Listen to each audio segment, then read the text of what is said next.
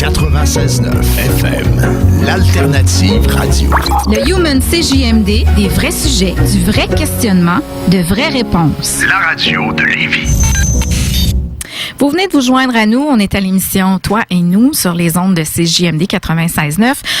On parle de psychologie pour apprécier l'humain aujourd'hui avec Alex Saraf. Là, ça donne qu'on parle de sexualité et de testostérone depuis le début de l'émission, mais ça va être le dernier bout où on en parle. Après ça, on va parler de carrière puis d'orientation sexuelle. Ça, on va le faire tout de suite, mais l'amour, le choix de carrière, le futur chez nos adolescents.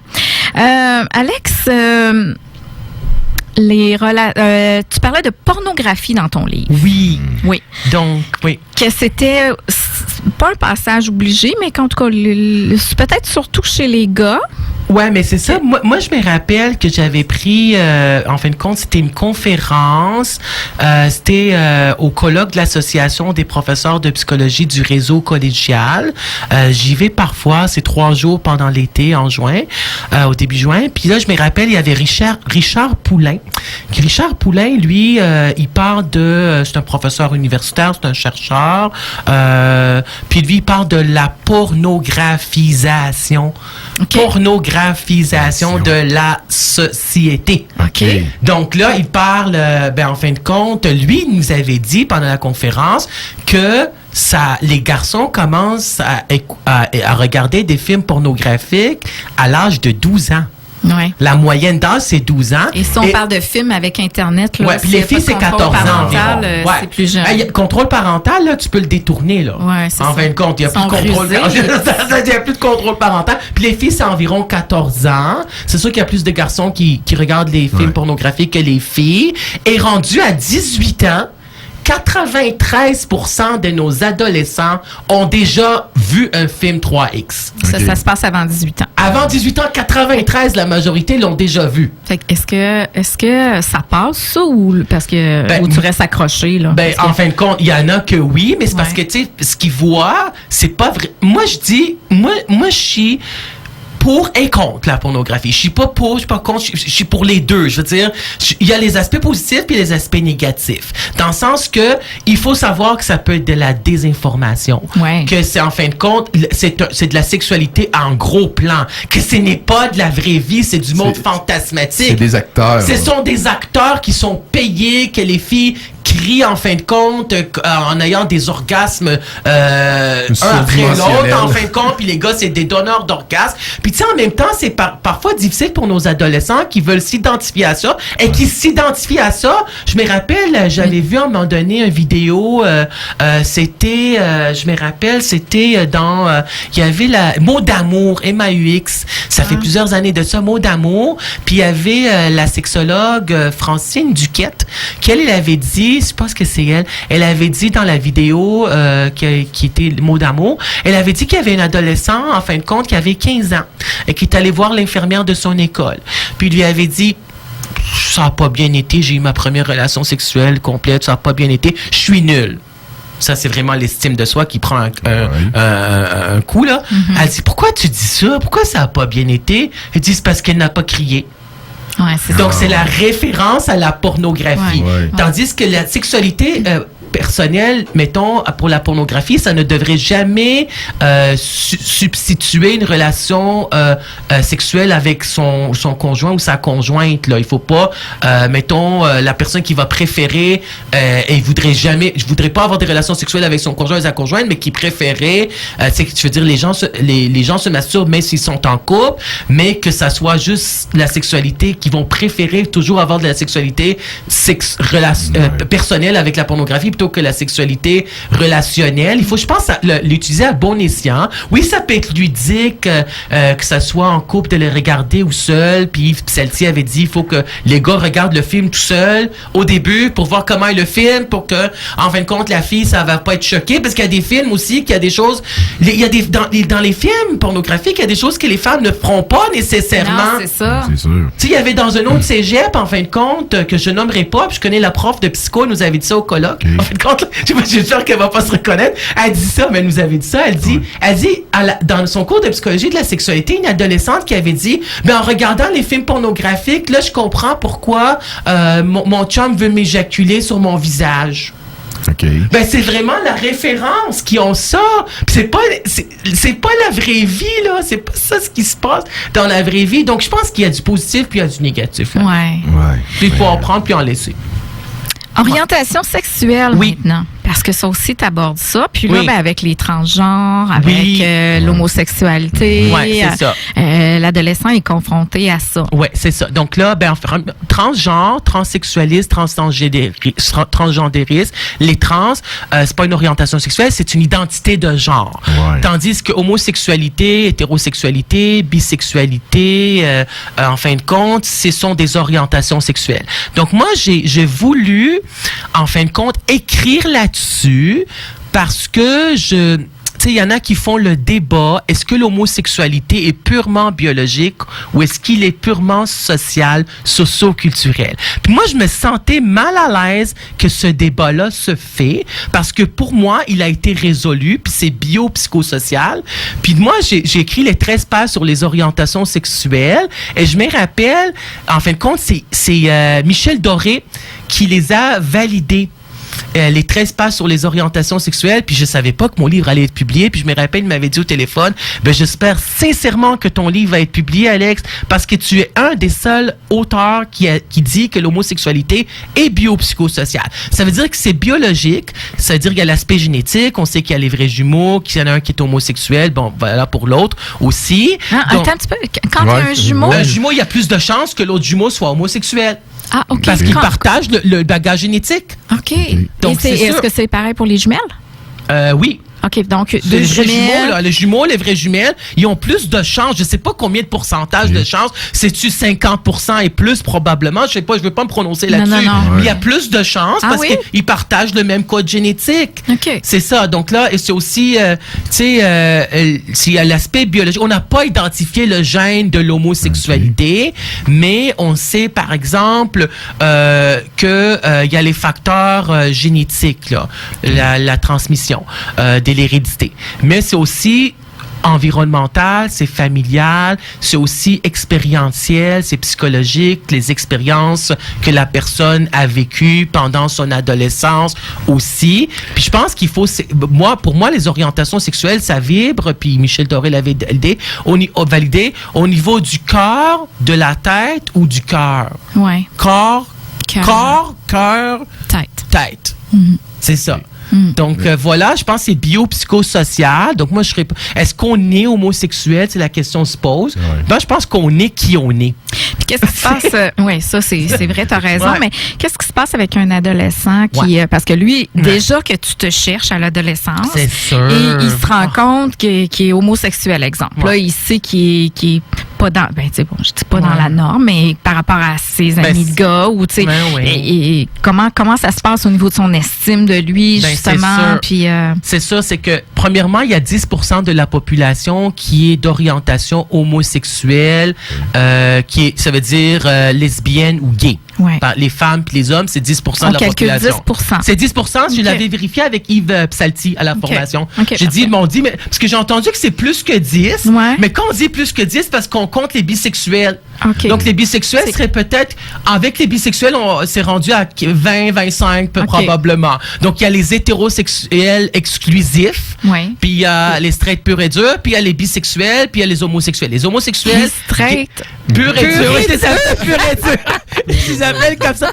Ils vont, Michel Doré dit les hétérosexuels exclusifs. Ça va-tu? Donc, ça veut dire straight pur et dur, c'est qu'ils ont toujours eu un fantasme. Ça veut dire des relations sexuelles, du désir, une attirance exclusivement, ça veut dire seulement envers une personne de l'autre sexe. Mm-hmm. C'est ça.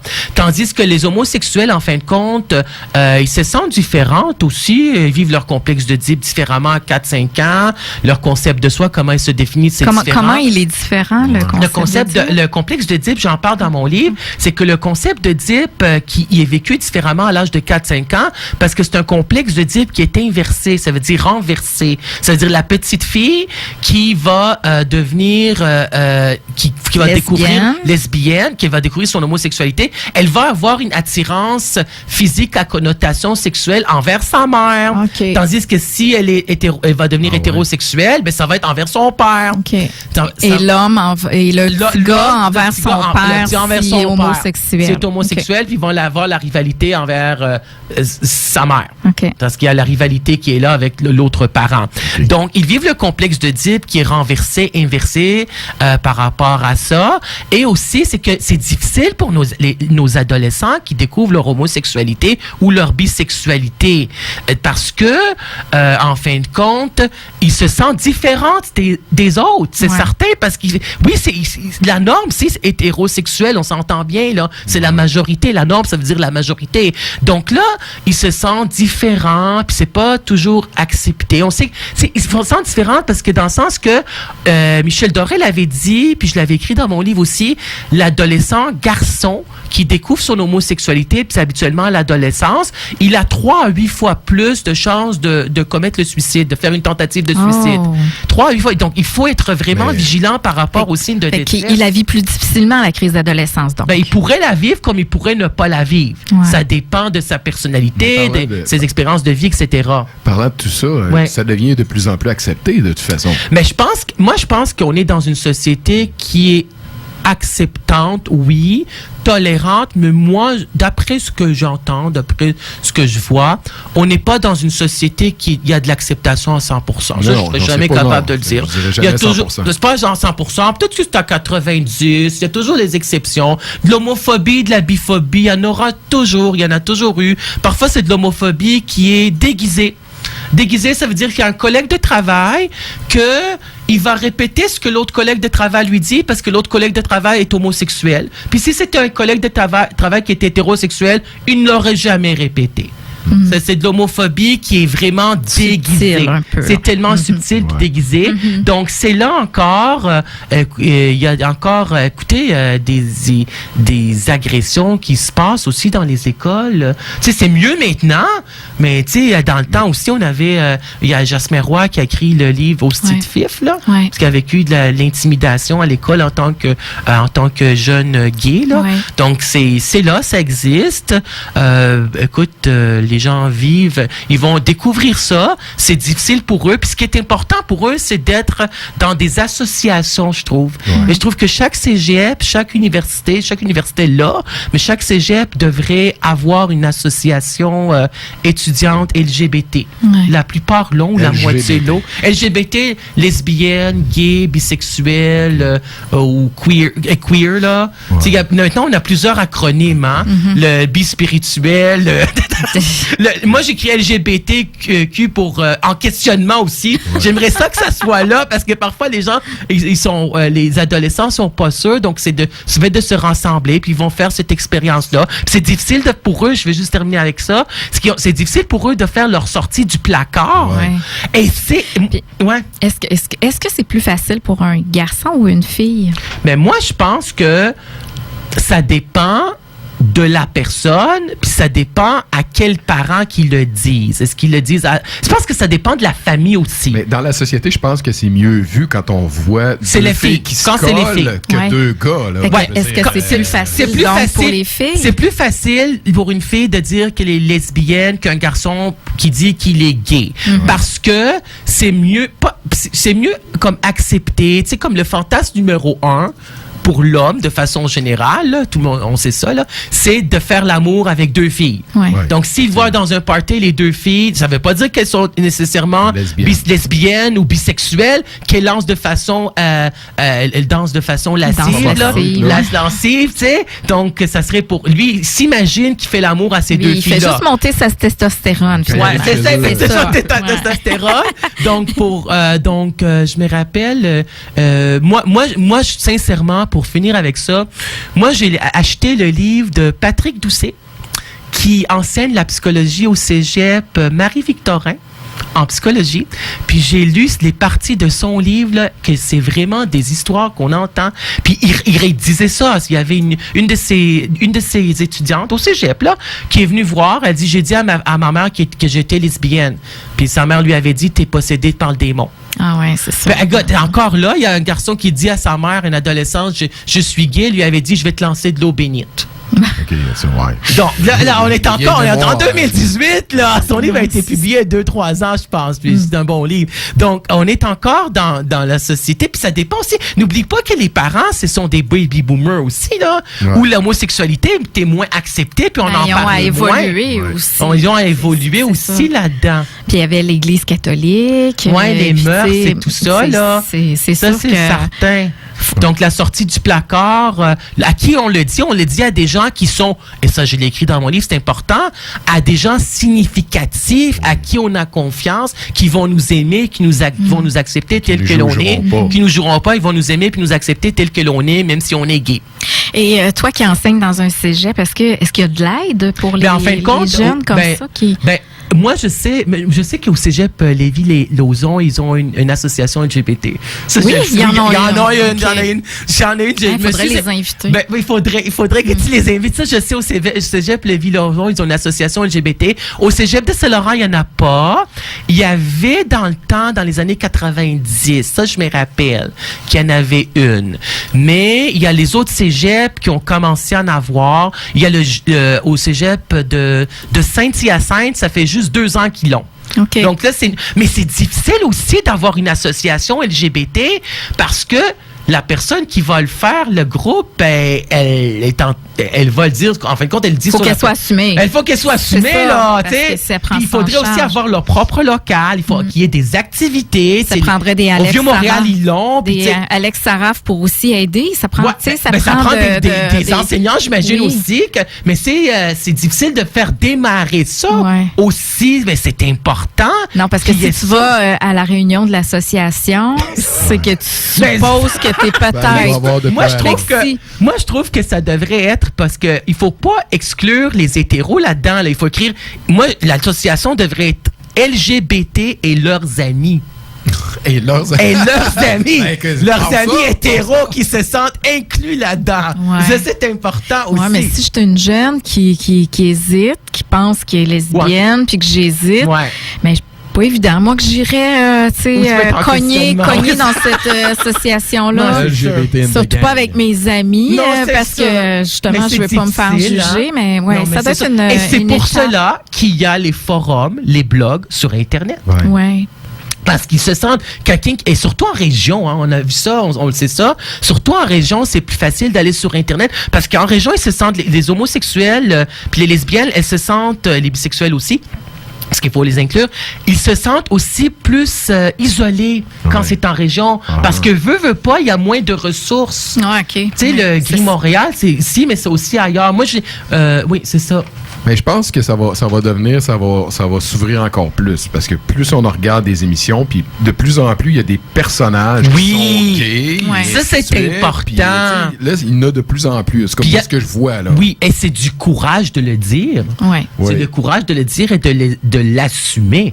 C'est ce que je veux dire. Puis veut pas, ce que les gens pensent, ce que les gens disent, ça nous appartient pas. Non. Parce qu'on peut pas plaire à tout le monde, on peut pas être aimé par tout le monde non plus. Mais ça n'en vient qu'une conclusion c'est juste accepter les gens comme ils sont. Il faut, parce que chaque personne étudie. Puis moi, je prône ça, puis je dis ça à mes étudiants, et vive la différence. Moi, j'ai acheté les BD du JAG, Jeunes adultes gays. Puis ils ont fait une BD, pas toi une tapette. C'est une BD, une bande dessinée, puis c'est un vidéo, puis c'est sur YouTube, les 6 minutes, pas toi une tapette. Et j'ai acheté Pas toi une tapette? Pas toi une tapette. Ah oui, OK. Pas toi une tapette, c'est-à-dire qu'on dit à la personne tapette, pas toi une tapette. Puis c'est un vidéo que j'ai acheté, le vidéo. C'est 6 minutes de vidéo sur YouTube, la bande-annonce, là. Puis moi, j'ai acheté leur nouvelle bande BD, bande dessinée, je l'ai acheté, puis c'est à chacun sa couleur. Ah, c'est bon. À chacun sa couleur, puis c'est bon, les bandes dessinées, c'est le JAG Jeunes adultes gays, puis c'est à Saint-Hyacinthe. Ah. Mais là, c'est celle qui m'avait dit, j'ai dit, au cégep de Saint-Hyacinthe, y a-t-il une association LGBT? Elle dit, ça fait juste 2 ans. Mais c'est bon que ça avance. Mais oui, tous les cégeps devraient l'avoir. Ça change. Moi, je pense que ça change. Mais ça change. Puis ça évolue, puis c'est bon. Hey, messieurs, il est 11h21. On va aller à une pause publicitaire. Au retour, j'ai envie de vous faire une petite chronique sur ce week-end dans Le Soleil. Il y avait un article, l'histoire pas ordinaire du dictionnaire. Fait que comme on est avec un enseignant puis qu'on est dans le spécial entrée, ben on va regarder ça. Puis après ça, on continue avec ton sujet. Puis on va parler, mon Dieu, les amours d'adolescents. Comment c'est important d'en parler. Alors, restez là. C'est bon. 96.9 FM, l'alternative radio. CJMD, humainement vôtre. La radio de Lévis.